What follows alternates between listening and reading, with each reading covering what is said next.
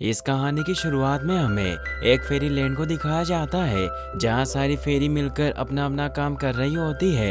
दरअसल सभी फेरीज के पास अलग अलग पावर होती है। जैसे किसी के पास वाटर को कंट्रोल करने की पावर होती है तो किसी के पास लाइट को कंट्रोल करने की। इसीलिए सभी फेरी मिलकर अपनी शक्तियों के इस्तेमाल से फेरी लैंड को और भी सुंदर बनाती है और बाहरी ताकतों से फेरी लैंड की रक्षा करती है। वही हमें जरीना नाम की एक परी को दिखाया जाता है जिसके पास बाकी के फेरी की तरह कोई स्पेशल पावर तो नहीं होती, लेकिन वो एक डस्ट कीपर फेरी होती है। दरअसल डस्ट एक ऐसा मैजिकल पार्टिकल होता है जो पूरे फेरी लैंड को खूबसूरत बने रहने में मदद करता है और सारी फेरीज डस्ट पार्टिकल की मदद से ही उड़ पाती है।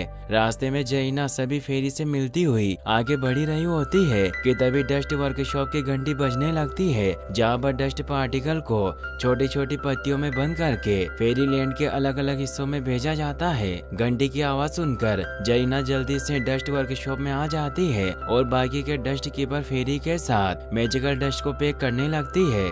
यहाँ पर जरीना मैजिकल डस्ट के कुछ पार्टिकल को अपने बालों में लगा लेती है जिससे उसके बाल हवा में उड़ने लगते हैं और वो बहुत खुश होती है। लेकिन बाकी के डस्ट कीपर जरीना को बहुत ही अजीब तरीके से देख रही होती है। दरअसल फेरी लैंड में सारी फेरी पहले से बनाए गए नियमों के हिसाब से चलती है और कभी भी रूल नहीं तोड़ती। लेकिन जरीना चीजों को जानने के लिए काफी क्यूरियस होती है, इसीलिए अक्सर वो रूल्स को तोड़कर एक्सपेरिमेंट करती रहती है। अब यहाँ पर डस्ट कीपर फेरी के हेड आ जाते हैं जिनका नाम गेरी होता है। गेरी जरीना को अपने साथ ले जाते हैं और उसे ब्लू डस्ट के बारे में बताते हैं जिसकी मदद से मैजिकल डस्ट को कई गुना तक बढ़ाया जा सकता है। गेरी जरीना को ब्लू डस्ट के बारे में इसीलिए बताते हैं क्योंकि उनको जरीना पर पूरा विश्वास होता है कि वो ब्लू डस्ट कीपर बनने का काम अच्छे से कर सकती है। अब क्योंकि जरीना चीजों को जानने के लिए काफी क्यूरियस होती है इसीलिए वो गेरी से पूछती है कि डस्ट पार्टिकल गोल्ड कलर के क्यों होते हैं, वो बैंगनी या गुलाबी क्यों नहीं होते।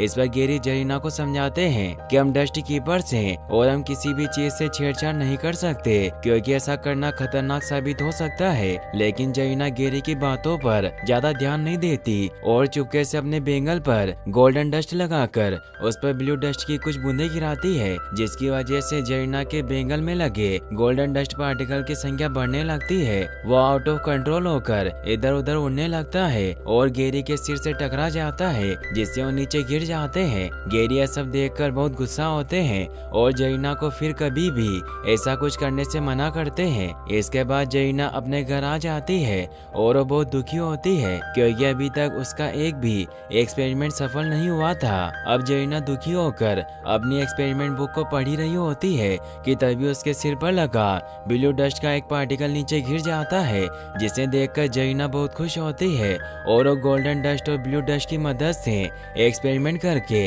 एक ऐसा मैजिकल डस्ट बनाती है जिसकी मदद से वो लाइट को कंट्रोल कर पा रही थी जो लाइट फेरी के अलावा कोई नहीं कर सकता। जरीना ये देखकर बहुत खुश होती है और अपनी फ्रेंड टिंकर फेरी को अपने घर ले आती है और वो दोनों साथ में एक्सपेरिमेंट करके सभी कलर की डस्ट पार्टिकल बनाती है जिसे देखकर टिंकर फेरी पूरी तरह से हैरान होती है। दरअसल फेरी लैंड में सभी फेरी का अपना अलग कलर होता है और जरीना के द्वारा बनाया गया मैजिकल डस्ट उन कलर वाली फेरी के जितना ही पावरफुल होता है। टिंकर फेरी ये सब देखकर डर जाती है और जरीना को अपना एक्सपेरिमेंट रोकने को कहती है, लेकिन जरीना टिंकर फेरी की बातों पर ज्यादा ध्यान नहीं देती कि तभी गलती से जरीना के हाथों से मैजिकल डस्ट छूटकर एक छोटे पौधे पर गिर जाता है और मैजिकल डस्ट की वजह से देखते ही देखते वो पौधा बड़ा होना शुरू हो जाता है और वो जरीना के घर के साथ ही डस्ट वर्कशॉप को भी पूरी तरह से बर्बाद कर देता है। गेरी ये सब देखकर बहुत गुस्सा होते हैं और अब यहाँ पर बाकी के फेरी के साथ क्वीन फेरी क्लेरियन भी आ जाती है। गेरी गुस्से में जरीना को फेरी लैंड के लिए खतरा बताकर उसे फेरी लैंड से चले जाने को कहते हैं। गेरी की बात सुनकर जरीना बहुत दुखी होती है और अपना सामान लेकर फेरी लैंड को छोड़कर चली जाती है। फिर हमें 1 साल बाद का सीन दिखाया जाता है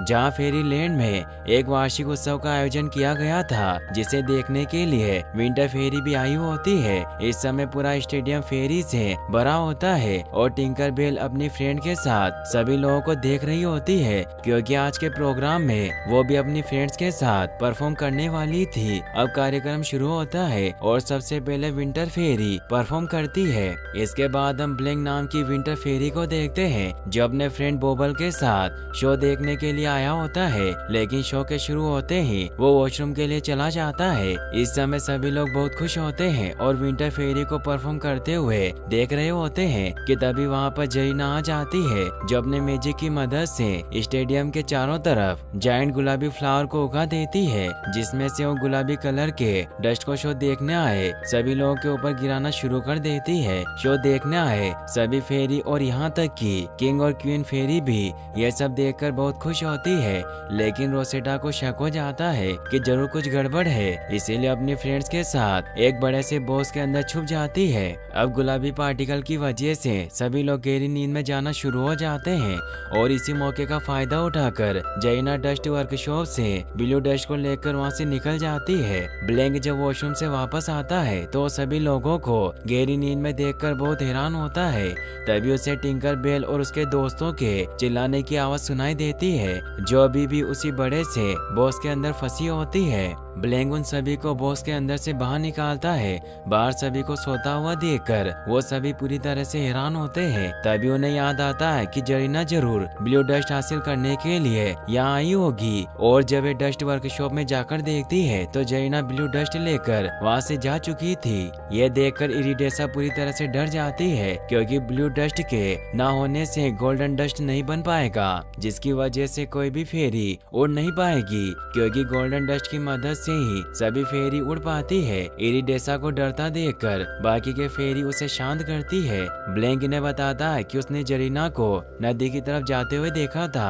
ब्लैंक की बातें सुनकर टिंकर बेल ब्लैंक को नींद में गए सभी फेरी की देखभाल करने के लिए बोलकर खुद बाकी के फेरी के साथ जरीना को पकड़ने के लिए निकल जाती है। कुछ दूर जाने पर इन्हें जरीना दिखाई देती है, लेकिन उसकी स्पीड बहुत तेज होती है, जिसकी वजह से ये उसे नहीं पकड़ पाती और जरीना पायरेट्स के साथ छोटी सी बोट में बैठकर उनकी बड़ी सी शिप की तरफ निकल जाती है। जरीना को पायरेट्स के साथ बोट में बैठा देखकर टिंकर बेल को लगता है कि पायरेट्स ने जरीना को बंदी बना लिया है, इसलिए जरीना ने उनके कहने पर ब्लू डस्ट चुराया होगा। ये सोचकर टिंकर फेरी अपने दोस्तों के साथ जरीना को पायरेट से बचाने के लिए छोटी बोट पर आ जाती है। लेकिन यहाँ पर इन्हें पता चलता है कि पायरेट्स ने जरीना को किडनैप नहीं किया, बल्कि जरीना खुद सभी पायरेट्स की कैप्टन है। ये देखकर सभी फेरी बहुत दुखी होती है और वो पायरेट्स और जरीना पर हमला करके उनसे ब्लू डस्ट छीनने लगती है और किसी तरह बहुत मुश्किल से जरीना के हाथों से ब्लू डस्ट लेकर वहाँ से भागने लगती है। लेकिन इससे पहले कि ये ब्लू डस्ट लेकर वहाँ से निकलती, इनके सामने जरीना आ जाती है, जो इनसे ब्लू डस्ट को वापस मांगती है। लेकिन जब टिंकर बेल जरीना को ब्लू डस्ट देने से मना कर देती है तो जरीना टिंकर और बाकी के फेरी के ऊपर एक मैजिकल डस्ट स्प्रेड करती है, जिसकी वजह से सभी फेरी नीचे गिर जाती है और जरीना ब्लू डस्ट लेकर वहाँ से निकल जाती है। अगले सीन में हम देखते हैं कि जरीना के मैजिकल डस्ट स्प्रेड करने की वजह से सभी फेरी की पावर एक दूसरे के साथ एक्सचेंज हो गई थी, जिसकी वजह से सभी फेरी को बहुत मुश्किलों का सामना करना पड़ रहा था, क्योंकि अचानक से किसी और की पावर मिलने की वजह से वो अपनी पावर को अच्छे से कंट्रोल नहीं कर पा रही थी। अब क्योंकि टिंकर बेल को वाटर कंट्रोल करने की पावर मिली होती है, इसीलिए वो वाटरफॉल को रोके रहने की कोशिश करती है और बाकी की फेरी को वहाँ से बाहर निकलने को कहती है। लेकिन जैसे सिल्वर मिस्ट फेरी वाटरफॉल से बाहर निकलती है, टिंकर बेल से वाटरफॉल कंट्रोल नहीं होता, जिसकी वजह से टिंकर बेल और बाकी की फेरी वाटरफॉल के साथ ही नीचे समुद्र के किनारे पर आ जाती है। यहाँ पर रोसेटा को एक क्रोकोडाइल का एक दिखाई देता है, जिसमें से अगले ही पल एक क्रोकोडाइल बेबी बाहर निकलता है। क्रोकोडाइल बेबी ने सबसे पहले रोशिटा को देखा था, इसीलिए रोशिटा को अपनी मोम समझने लगता है। इसके बाद सिल्वर मिस्ट फेरी अपने तेज उड़ने के पावर का इस्तेमाल करके आसमान में जाती है, जहाँ से वो देखती है कि पायरेट्स की शिप कुछ ही दूरी पर है। अब क्योंकि पानी में भीगने की वजह से सिल्वर मिस्ट को छोड़कर कोई भी फेरी उड़ नहीं सकती, इसीलिए सिल्वर मिस्ट बाकी के फेरी को क्रोकोडाइल के टूटे हुए अंडे में बिठाकर उन्हें खींचते हुए पायरेट शिप पर पहुंच जाती है। यहाँ पर ये देखती है कि पायरेट्स जरीना को अपना कैप्टन बनाकर बहुत खुश होते हैं, क्योंकि जरीना ने पायरेट से वादा किया होता है कि उनकी शिप हवा में उड़ेगी, जिसकी वजह से वो पूरे समुद्र पर राज करेंगे। जाएंगे। इसके बाद ये लोग स्कल आइलैंड पर पहुंच जाते हैं, जहाँ पर जैना ने अपना खुद का एक डस्ट वर्कशॉप बनाया होता है। यहाँ पर जैना ब्लू डस्ट की मदद से ढेर सारा गोल्डन डस्ट बनाना चाहती है ताकि वो पायरेट्स की शिप को हवा में उड़ा पाए। यहाँ पर फेरी किसी तरह से छुपते हुए उस जगह पर पहुंच जाती है जहाँ पर जैना ने ब्लू डस्ट को रखा होता है। और जब जैना जेम्स के साथ बात करने में बिजी होती है तो सारी फेरी मिलकर ब्लू डस्ट को चुराने की कोशिश करती है, लेकिन वो आपस में एक दूसरे की पावर एक्सचेंज होने की वजह से ऐसा नहीं कर पाती और जैना उन्हें देख लेती है। इसके बाद जैना के इशारे पर एक पायरेट सभी फेरी को पकड़कर उन्हें एक पिंजरे में कैद कर देता है। जैना ब्लू डस्ट की मदद से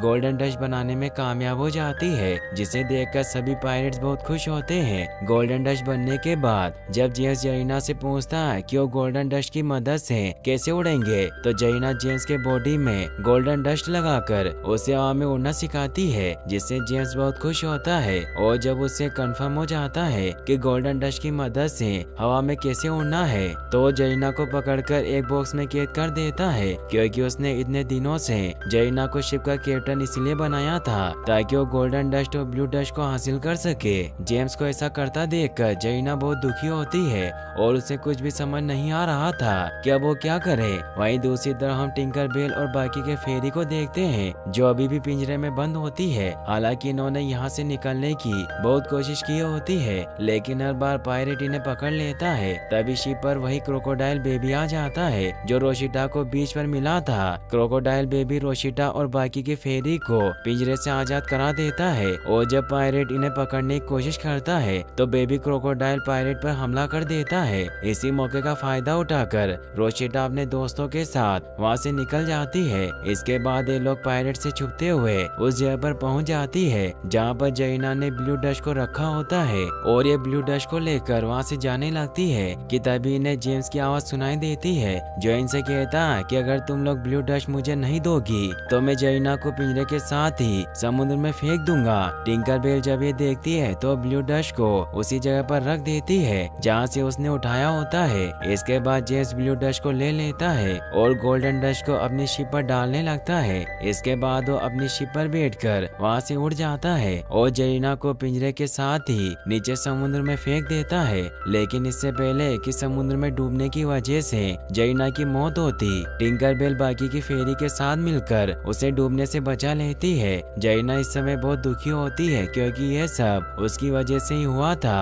जैना को परेशान देखकर बाकी की फेरी उसे समझाती है कि जो होना था वो हो गया। इसके बाद ये लोग ब्लू डस्ट हासिल करने के लिए एक बार फिर से जेम्स के शिप पर आ जाती है। यहाँ पर फेरी और पायरेट्स के बीच में फाइट होना शुरू हो जाती है, लेकिन फेरी पायरेट्स के मुकाबले साइज में बहुत छोटी होती है, जिसकी वजह से वो पायरेट्स के सामने टिक नहीं पा रही थी। सभी फेरी मिलकर पायरेट से लड़ रही होती है और जैना जेम्स के साथ फाइट करके उसे ब्लू डस्ट छीनने की कोशिश करने लगती है। वहीं दूसरी तरफ रोशिटा क्रोकोडाइल पर बैठकर पायरेट से लड़ रही होती है।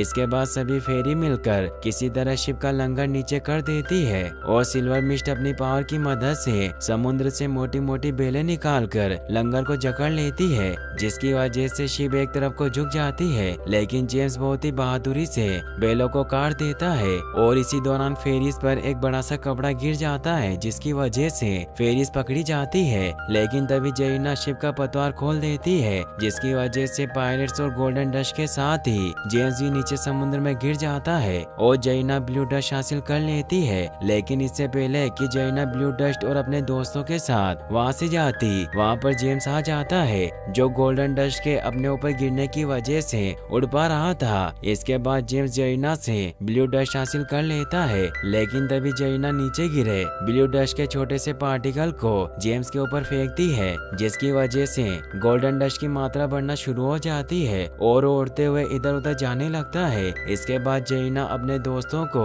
आजाद करा देती है और उनकी मदद से जेम्स की बॉडी पर लगे गोल्डन पार्टिकल को साफ कर देती है, जिसकी वजह से अब जेम्स उड़ नहीं पाता।